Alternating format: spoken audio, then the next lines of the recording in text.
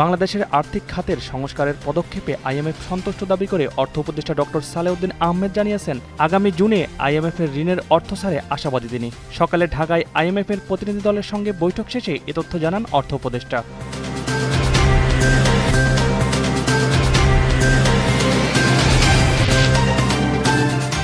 চিকিৎসার জন্য সিঙ্গাপুর গেছেন বিএনপি মহাসচিব মির্জা ফখরুল ইসলাম আলমগীর ও তার স্ত্রী রাহাত আরা বেগম।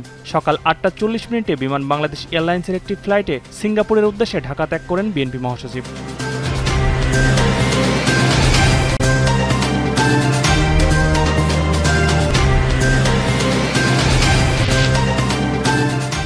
প্রতারণার মামলায় ই-কমার্স প্রতিষ্ঠান ইভ্যালির এমডি মোহাম্মদ রাসেল ও তার স্ত্রী শামীমা নাসরিনকে ৩ বছরের সশ্রম কারাদণ্ড দিয়েছেন আদালত।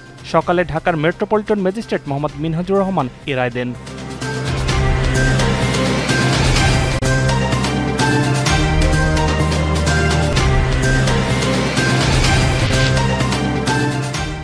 কক্সবাজারের উখিয়ায় জমি নিয়ে বিরোধের জেরে দুপক্ষের সংঘর্ষে ৩ জন নিহত হয়েছেন। বেলা ১১টার দিকে উখিয়া উপজেলার কুতুপালং এলাকায় এ সংঘর্ষের ঘটনা ঘটে।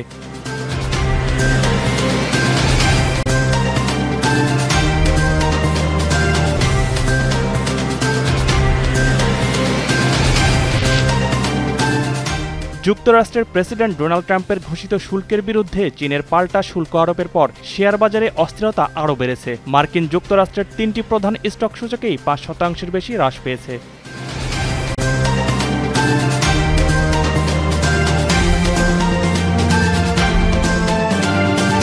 পরিমাণের সঠিক খাবার পেতে তাই আজই অর্ডার করুন ফুডি অ্যাপে। ফুডি